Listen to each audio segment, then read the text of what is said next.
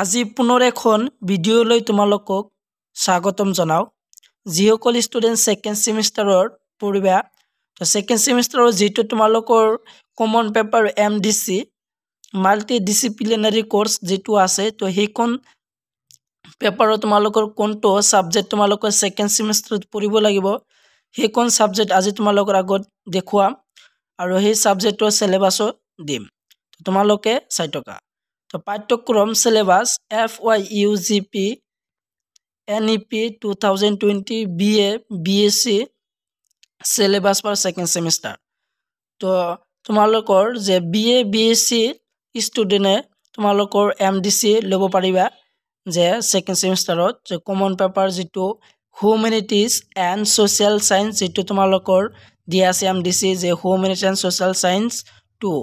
তো ইয়াৰ ভিতৰত তোমালোকৰ কিতাপটো পঢ়িব লাগিব। সাবজেক্টৰ নামটো দিছে যে গণতন্ত্ৰ আৰু গণ অধিকাৰ, ডেম'ক্ৰেসি এণ্ড পিপল ৰাইটছ। তো এইখন সাবজেক্ট তোমালোকৰ পঢ়িব লাগিব। তো তোমালোকে পেপাৰ কোডটো তোমালোকে চাই লোৱা, পেপাৰ কোডটো দিয়া আছে। আৰু এইখন পেপাৰৰ যিহেতু তোমালোকৰ 75 মাৰ্কৰ এক্সাম হয়, তো যিহেতু তোমালোকৰ দুটা এক্সাম হয়, এখন হ'ল যে ইণ্টাৰনেল বা ছেছনেল এক্সাম আৰু ফাইনেল এক্সাম। তো ইণ্টাৰনেল মাৰ্কছ হ'ব তোমালোকৰ 30 আৰু ফাইনেল এক্সাম মাৰ্কছ হ'ব তোমালোকৰ 45। টোটেল 75 মাৰ্কৰ এক্সাম হ'ব MDC। তো গণতন্ত্ৰ আৰু গণ অধিকাৰ, ডেম'ক্ৰেসি এণ্ড পিপল ৰাইটছ ছাবজেক্টৰ চিলেবাছটো চাই লোৱা। তো তোমালোকৰ প্ৰথম চেপ্টাৰটো হ'ল যে গোট 1 বা ইউনিট নম্বৰ 1 গণতন্ত্ৰৰ বিষয়ে আলোচনা। তোমালোকে প্ৰথমত পঢ়িব লাগিব যে গণতন্ত্ৰৰ বিষয়ে আলোচনা চেপ্টাৰ নম্বৰ 1 আৰু ইয়াৰ টপিক কেইটা চাই লোৱা, টপিক কেইটাও কৈ দি আছোঁ। তো গণতন্ত্ৰ কেৱল নিৰ্বাচন আৰু কাৰ্যপ্ৰণালীৰ বাবেই নেকি? তাৰপিছত দিয়া আছে যে গণ অধিকাৰ আৰু গণতন্ত্ৰ। তাৰপিছত তোমালোকৰ দিয়া আছে যে গণতন্ত্ৰ মতানৈক্য বা মত বিৰোধ। তো এইখন আছিল তোমালোকৰ MDC যিটো ছাবজেক্ট দিয়া আছে যে গণতন্ত্ৰ আৰু গণ অধিকাৰ, ডেম'ক্ৰেসি এণ্ড পিপল ৰাইটছ। তো এইখন ছাবজেক্টৰ প্ৰথম ইউনিট। তো প্ৰথম ইউনিটটো হ'ল যে গণতন্ত্ৰৰ বিষয়ে আলোচনা। তো এইখন চেপ্টাৰটো তোমালোকে স্ক্ৰীনশ্বট মাৰিব পাৰা। তো এইখন আছিল তোমালোকৰ প্ৰথম চেপ্টাৰ। আৰু দ্বিতীয় চেপ্টাৰ, তো দ্বিতীয় চেপ্টাৰ লৈ তোমালোকে চাই থকা।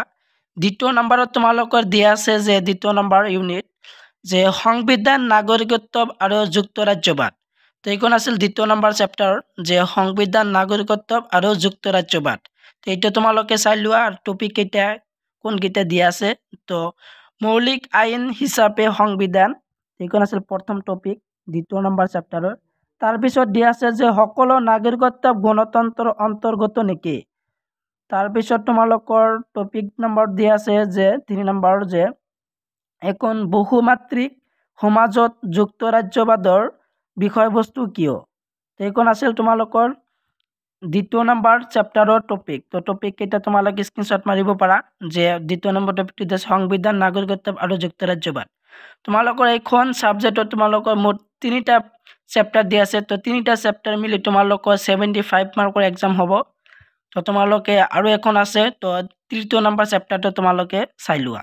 তো তৃতীয় নম্বৰ চেপ্টাৰ বা চেপ্টাৰ নম্বৰ 3 যে গণতন্ত্ৰ আৰু ভাৰতত গণ অধিকাৰ। তো তোমালোকৰ যিটো শেষৰ যিটো চেপ্টাৰ দিয়া আছে যে গণতন্ত্ৰ আৰু ভাৰত গণ অধিকাৰ, democracy and people's rights in India.